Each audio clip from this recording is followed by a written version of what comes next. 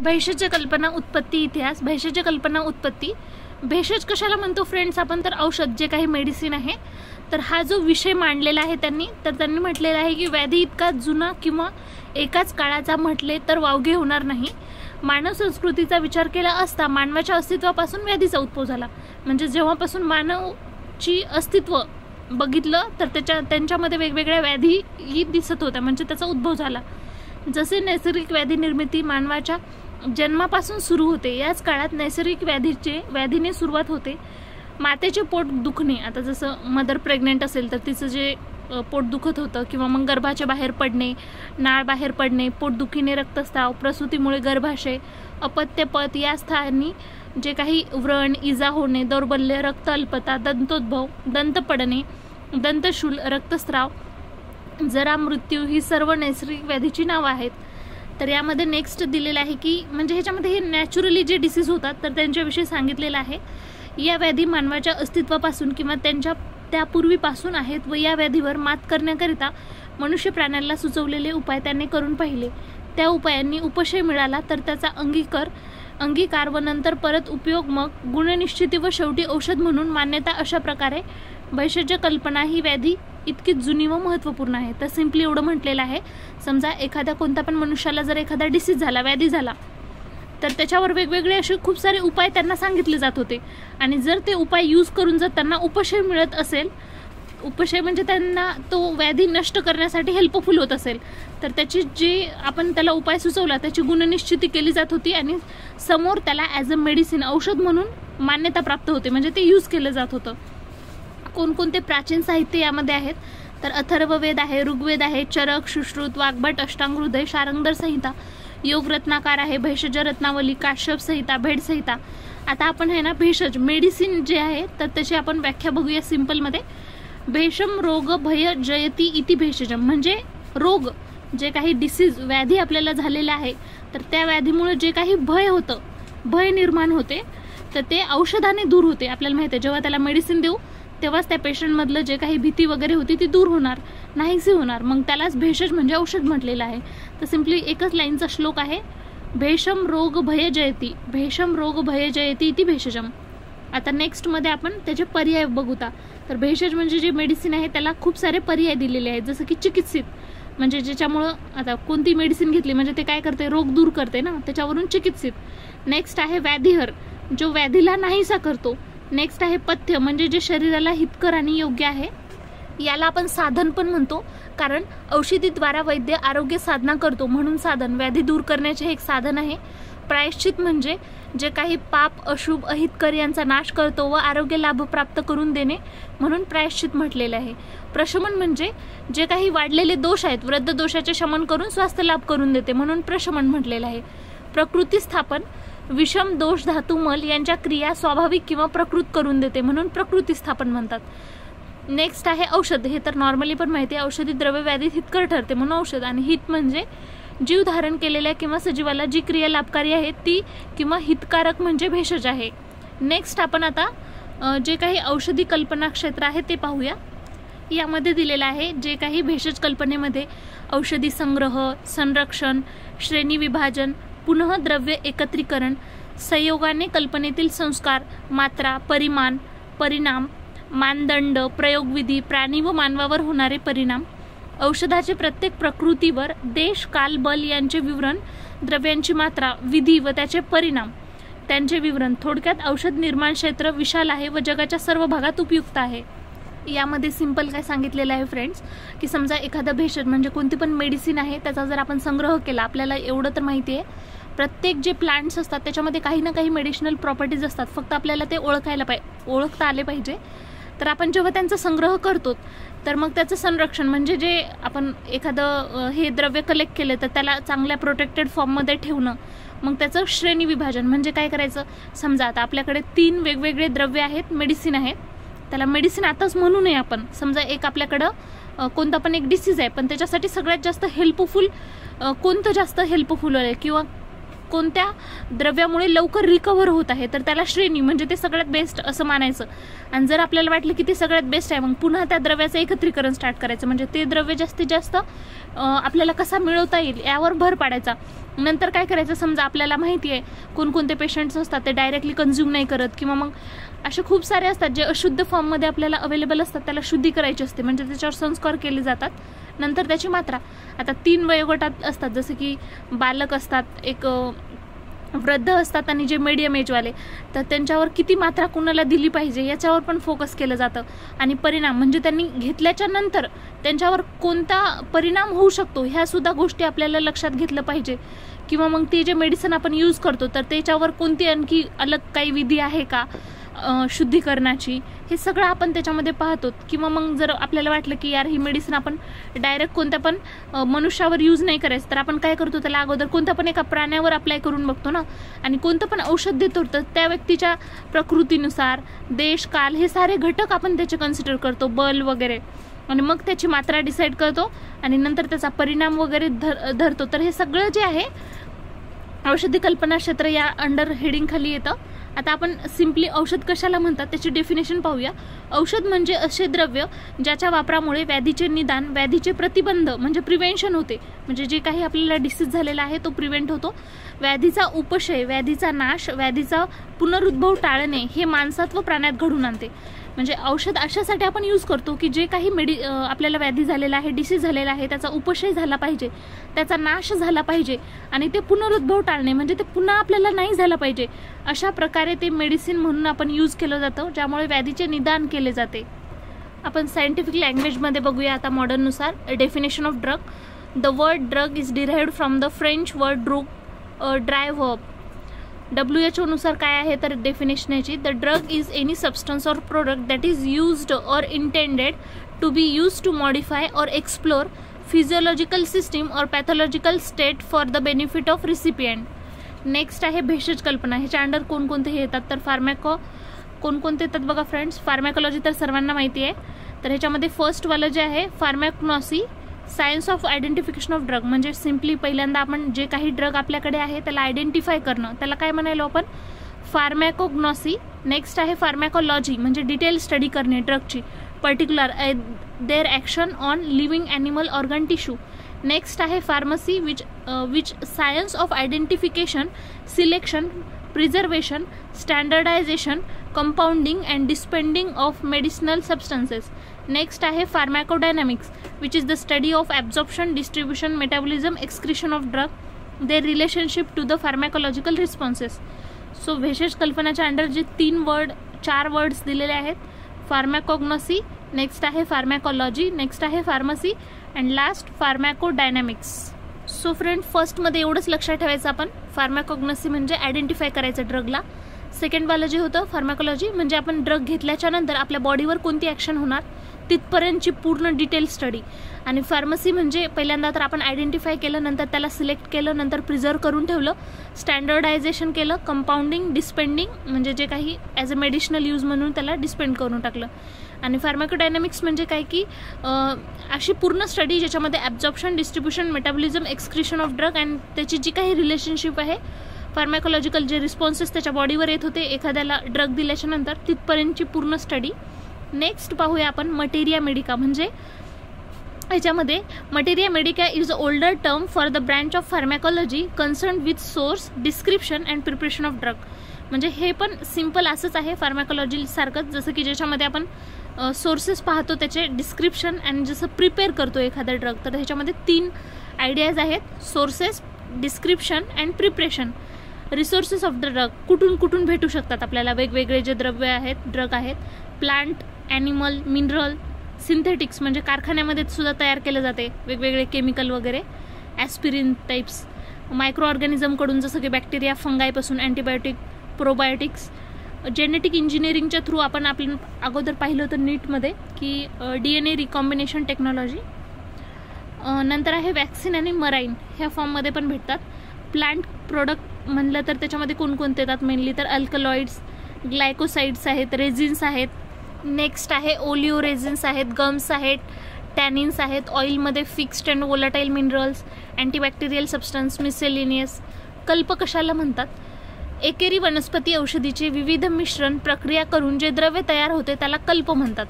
Simple काय म्हटलेलं आहे, कोणती पण आपण वनस्पती घेणार, म्हणजे त्याचं वेगवेगळं जे मिश्रण करतो आपण, मिक्सिंग टाईप्स, मिश्रण तयार करून, प्रक्रिया करून जे द्रव्य तयार होते त्याला कल्प म्हणतात. कल्पः विधी विधाने संस्कारे क्रमम कल्प प्रयोगानाम कल्प तत्र प्रचक्षते. म्हणजे कल्पाचा अर्थ विधी, विधान, संस्कार, प्रयोग, विधी असा होतो. तर कल्पाचा अर्थ काय होते? कल्प म्हणजे एखादी प्रोसेस, म्हणजे संस्कार करायलो आपण त्याच्यामध्ये. नॉर्मली आपण म्हणणं काय संस्कार करायलो म्हणजे त्याच्यावर अग्नीची वगैरे संस्कार करणार, एक विधी फॉलो करत आहेत. कल्पनाचा अर्थ योजना, कृती, संस्कारातील भेषज म्हणजे औषधांचा विविध प्रकारे उपयोग, म्हणजे जास्तीत जास्त प्रमाणामध्ये आपल्याला ते मेडिसिन म्हणून कसं यूज करता येईल याकडे आपला फोकस राहणार आहे. कल्पामध्ये संयोग, विघटन, काळ, संस्कार, युक्ती इत्यादीद्वारा संस्कारित औषधाची मात्रा कमी करून व त्याची गुणवृद्धी करून उपयोगिता, शीघ्रगामित्व वाढवणे. यामध्ये काय आहे? संयोग, विघटन, काळ, संस्कार, युक्ती इत्यादीद्वारा संस्कारित औषधाची मात्रा कमी करून व त्याची गुणवृद्धी, म्हणजे सिम्पली आपल्याला काय करायचे, मात्रा कमीत कमी ठेवली पाहिजे पण त्याच्यामध्ये जास्तीत जास्त क्वालिटी झाल्या पाहिजे, गुणवृद्धी जास्त असायला पाहिजे, त्याची उपयोगिता जास्त असल्या पाहिजे आणि शीघ्रगामित्व आणि लवकर कसे आपल्याला यूज करता येईल याकडे आपला भर राहणार आहे. भेषज कल्पनाचा इतिहास आपण पाहूया की कसं म्हणजे याचं हे झालेलं आहे. तर भेषज कल्पना या शास्त्राचा इतिहास निश्चित सांगणे कठीण आहे. मानवाच्या उत्पत्ती विकास प्रक्रियेचा विचार केला असता मानव जेव्हा प्राकृत अवस्थेत जगत होता, वस्त्रहीन अवस्था किंवा निसर्गावस्थेत जगत होता, जेव्हा त्याला आहार, भाषा याचे सुद्धा ज्ञान नव्हते, त्यापूर्वी कदाचित भेषज कल्पनेची उत्पत्ती झाली असावी. कारण मानवाची उत्पत्तीच दुःखातून, पीडेतून झाली आहे. मानवाच्या उत्पत्तीपूर्वी मातेला होणाऱ्या प्रसूती वेदना, कटिशूल, उदरशूल, प्रसूतीच्या वेळी होणाऱ्या विविध अपघातजन्य व्याधी, उदाहरणार्थ योनी मुखाला व्रण निर्माण होणे, रक्तस्राव, प्रसूतीपूर्वी होणारा रक्तस्राव, जन्मानंतर उदरक्षुधा किंवा भूक लागणे, दात येणे, दंतोद्भावनामुळे निर्माण होणारी व्याधी, दंतशूल इत्यादी नैसर्गिक व्याधी सुद्धा माणसाला, सजीवाला ग्रस्त करतात. व्याधी दूर होण्यासाठी प्रयत्न करणे नैसर्गिक आहे. त्याकरिता औषधी भाषेचे ज्ञान असणे आवश्यक नाही. सर्वसामान्य बुद्धी उपजत असलेले ज्ञान उपचार करताना आपण व्यवहारात पाहतो. उदाहरणार्थ एखाद्या चतुष्पाद प्राण्याची प्रसूती होत असताना इतर प्राणी तडफडत असतात. दुसरे उदाहरणार्थ कुत्र्याला उदरशूळ झाला असता तो गवत खातो व तो वमनावाटे बाहेर काढतो. या दोन्ही उदाहरणावरून स्पष्ट होते की व्याधीग्रस्त किंवा संकटग्रस्त प्राणी पीडा दूर करण्यासाठी प्रयत्न करणे हे उपजत ज्ञान आहे. त्याच्या भाषेच्या व शास्त्राच्या ज्ञानांची आवश्यकता नाही. हे करण्याकरिता विविध द्रव्यांचा किंवा औषधांचा उपयोग केला जातो व विविध उपाय केले जातात. भेषज कल्पनेच्या बाबतीत असे म्हणता येईल की वैद्यांच्या निर्मितीपूर्वी भेषज कल्पनेची उत्पत्ती झाली असावी. कारण नैसर्गिक क्षुधा शमवण्याकरिता झाडांची पाने, कंद, फळे, प्राण्यांचे मांस, वाळलेले धान्य इत्यादी मानव सेवन करत असे. सेवन करण्यासाठी नैसर्गिक प्रक्रिया त्या पदार्थाचे ग्रहण करून मुखामध्ये टाकून सरवण करून नंतर गिळून घेणे ही प्रक्रिया आहे. उदाहरणार्थ उदरभरणाकरिता क्षुधा शांतीकरिता मनुष्य हीच क्रिया दिवसभर करीत असतो. पण हे दाताद्वारे करणे शक्य झाले नाही तर चावण्याची प्रक्रिया दाताद्वारे न करता 2 दगडाच्या साह्याने करून ग्रहण केले असता चर्वणाची प्रक्रिया शरीराबाहेर काढून घडून आल्यामुळे आहाराची क्रिया करता आली असावी. म्हणून चूर्ण कल्पना किंवा कल्क कल्पना प्रथम निर्माण झाली असावी. जेव्हा 2 दगडांचा वापर एकमेकावर आदळणे याकरिता केला तेव्हा घर्षणाने अग्नी निर्माण झाली असावी. अग्नी निर्माण झाल्यानंतर अग्नीद्वारे पदार्थाचे पाचन ही क्रिया सुलभ झाली व अग्नीमुळे मानवांच्या जीवनात उत्क्रांती घडून आली. अग्नीचे कार्य क्रांतिकारी आहे. मानवाच्या बहुआयामी विकासात अग्नीचे कार्य अत्यंत महत्त्वपूर्ण आहे. आजही जीवनाचा कोणताही आयाम, प्रत्येक अंग अग्नीपासून दूर नाही. अग्नीमुळे वैविध्य निर्माण झालेले आहे. त्यामुळे भेषज कल्पनेच्या विविध कल्पना तैल, घृत आदी कल्पना निर्माण झाल्या असाव्यात. आता तर हा विकास मोठ्या प्रमाणात झाला असून वनस्पती औषधीपासून औषधी कार्यकारित्व वेगळे करून त्या तत्वांचा उपयोग औषधात करण्यात येत आहे. तरी पण भेषज कल्पनेचा इतिहास वेगळा नोंदलेला नसल्यामुळे कल्पनेचेच काळच्या मागे जाऊन तर्काने विचार करावा लागतो. भेषज कल्पनेची उत्पत्ती, इतिहास व क्रमिक विकास समजण्याकरिता व सुलभेच्या दृष्टीने खालील काळात विभाजित करणे योग्य होईल. वैदिक काळमध्ये दिलेला आहे. मानव संस्कृतीची सुरुवात भारतात वैदिक काळापासून झाली असे समजण्यात येते व वेद हे प्रथम लिखित वाङ्मय उपलब्ध आहे. वैदिक काळ भेषज कल्पनेची प्रथम पायरी आहे. कशाला फर्स्ट पायरी म्हटलेलं आहे भेषज कल्पनाची? तर वैदिक काळाला. औषधे तथा आहार द्रव्यांचा विविध वेदांमध्ये मोठ्या प्रमाणात उल्लेख आढळतो. वेदांमध्ये औषधाची उत्पत्ती देवांमुळे झाली असे मानले जाते. वेद जे आहेत त्याच्यामध्ये जे औषधांची उत्पत्ती झालेली आहे ते कोणामुळे झालेली आहे? देवतांमुळे. 700 औषधांचा उल्लेख वेदांमध्ये मिळतो. बघा, त्या काळामध्ये 700 मेडिसिनचा त्याच्यामध्ये हे मिळतो म्हणे साठा. नंतर दिलेला आहे ऋग्वेदामध्ये औषधी वनस्पतीचा उल्लेख आढळतो. त्याचप्रमाणे जे ऋग्वेद आहे त्यामध्ये पण औषधी ह्याचा उल्लेख मिळतो. नेक्स्ट दिलेला आहे पिंपळी अपामार्ग या औषधाचे विस्ताराने वर्णन ऋग्वेदात मिळते. कशा कशाविषयी सांगितलेलं आहे ऋग्वेदमध्ये? तर पिंपळी आणि अपामार्ग. इतके निश्चित आहे की वैदिक काळी औषधे मिश्र करून त्याचा उपयोग फारसा आढळत नाही, तर एक औषधाचा प्रयोग आढळतो. म्हणजे मिश्र करून यूज नाही करायचे त्या टाइममध्ये, पण एवढं आहे की सिंगल यूज करत होते वैदिक काळामध्ये. याच वेळी माणसाला चिकित्सा ज्ञान प्राप्त झाले असावे. चिकित्सकालाच भिषक नामकरणाने ओळखले जात होते. म्हणजे ह्यालाच जे डॉक्टर आहे त्याला आपण भिषक म्हणतो ना. अथर्ववेदात त्वचेला विषयुक्त व विवर्णयुक्त दोष घालवण्याकरिता वर्ण औषधींचा उपयोग केलेला आढळतो. त्याचप्रकारे जे अथर्ववेद आहे तर त्याच्यामध्ये जे स्किन रिलेटेड आहेत वर्ण औषधींचा उपयोग केला जात होता. वैदिक काळ वेद तर ह्याच्यामध्ये जे ऋग्वेद आहे त्यामध्ये ज्ञानप्राप्ती झाली. सामवेदमध्ये उत्तम पुरुष उपासना, यजुर्वेदमध्ये कर्मयोग उत्तम कर्म. नेक्स्ट जे अथर्ववेद आहे त्याच्यामध्ये आरोग्यप्राप्ती. तर आपल्याला हे लक्षात ठेवलं पाहिजे, आरोग्यप्राप्ती म्हणजे जास्तीत जास्त ह्याच्यामध्ये ॲडव्हान्समेंट होत गेलेली आहे, बलप्राप्ती. वैदिक काळात भेषज कल्पनेची प्रथम पायरी घातली गेली व औषधी व आहार द्रव्यांचा प्रभूत मात्रेत उल्लेख मिळतो. जवळजवळ 700 औषधी व आहार द्रव्यांचा उल्लेख वेदामध्ये मिळतो. अथर्ववेदात औषधांचे 4 विभाग सांगितलेले आहेत. तर पहिला आहे अथर्वणी, अंगिरसी, दैवी आणि मनुष्यजा. चिकित्सेच्या दृष्टीने वेदामध्ये अथर्ववेद सर्वात महत्त्वपूर्ण आहे. बघा, सगळ्यात इम्पॉर्टंट जर विचारलं चिकित्सेच्या दृष्टीने तर अथर्ववेद आहे. म्हणून तर इथं आरोग्यप्राप्ती दिलेलं आहे ना. म्हणूनच अथर्ववेदाला भैषज्य वेद किंवा भिषक वेद हे लक्षात ठेवा सर्वांनी. अथर्ववेदालाच भैषज्य वेद किंवा भिषक वेद म्हणतात. अथर्व लक्षात ठेवा. अथर्ववेदामध्ये अपामार्ग, अर्क, अश्वत्थ, खदीर, तीळ, अर्जुन, यव, पलाश, पिंपळी, पृष्णीपर्णी, बिल्व, औदुंबर, इक्षू, लाक्षा, सहदेवी, शोम आणि गुगुळ. ऋग्वेदामध्ये कोणकोणते द्रव्य आढळत होते? तर करंज आहे, किंशुक म्हणजे पलाश, खदीर आहे, दुर्वा आहे, पिंपळ, कमळ, आवळा, गहू, मसूर इत्यादी. यजुर्वेदामध्ये गहू आहे, मसूर आहे, बोर, मूत्र, माश, तीळ, प्रियंगू, यव. वरील विवेचनावरून आपल्याला लक्षात येईल की भेषज कल्पनेची उत्पत्ती ही इतिहास काळापूर्वी झालेली असून वैदिक काळापासून त्याचा उल्लेख व साहित्य उपलब्ध आहे. वैदिक वाङ्मयात अनेकविध औषधांचे वर्णन समाविष्ट आहे. विश्वामध्ये प्रथम ऋग्वेदाचा भिषक म्हणजे वैद्य व भेषज म्हणजे औषधी दोघांचे वर्णन स्पष्टपणे वर्णिले आहे. काय म्हटलेलं आहे? सगळ्यात अगोदर जे ऋग्वेद आहे त्यामध्ये हे वर्णन केलेलं आहे औषधी आणि कशात चांगले भेषज म्हणजे वैद्य आणि औषधी याविषयी. यावरून आपणास निश्चित असे अनुमान लावता येईल की ऋग्वेद काळी समाजात चिकित्सकाचा सन्माननीय वर्ग प्रतिष्ठित झाला होता व त्याद्वारे आपली आरोग्य साधनेची सेवा समाजात औषधांद्वारे देत होता. वैदिक वाङ्मयाचा अधिक अभ्यास केला असता यापेक्षा जास्त उल्लेख आढळत नाही. वैद्य औषधाचा उपयोग व्याधिग्रस्तांमध्ये रोग्यांमध्ये कशा प्रकारे करीत होता, औषधांच्या कोणकोणत्या कल्पना त्यावेळी प्रचलित होत्या व औषधी निर्माणाच्या शास्त्रीय तथा पारंपरिक कल्पना कोणत्या होत्या यावरून आपल्याला तर्कानेच असे म्हणावे लागेल की वेद वाङ्मय प्रामुख्याने चिकित्सा ग्रंथ नसल्यामुळे त्यांचे सल्लग चिकित्सेच्या विविध अंगांचा विस्तार यात आढळत नाही, तर त्यात अत्यंत अल्प व सूत्र रूपाने तिथे काही कल्पनांचा उल्लेख मिळतो. जसं की उदाहरणात दिलेला आहे अथर्ववेदात अंजनांचा उल्लेख आहे, पण अंजन कसे निर्माण करावे याबद्दल विस्तृत मार्गदर्शन नाही. वैदिक वाङ्मयात गर्भाधान प्रकरण, पुंसवन, वाजीकरण, रसायन इत्यादी प्रकारांचा उल्लेख या काळात भेषज कल्पनेची उपस्थिती दर्शविते. दुधापासून दही निर्मिती, यवादी धान्यापासून खाद्य कल्पना, तीळ इत्यादी पासून तैल कल्पना, वेदांमध्ये सुरा, मध्य इत्यादी शब्दांचा उपयोग पदोपदी झाला आहे, पण संधान प्रक्रियेचे विवरण मिळत नाही. म्हणजे त्यांनी सांगितलेलं आहे ह्यांचे नावं जरूर दिलेत, पण ते कसं तयार करतात किंवा कसं तयार झालं याविषयी त्याचा उल्लेख दिलेला नाही आपल्याला.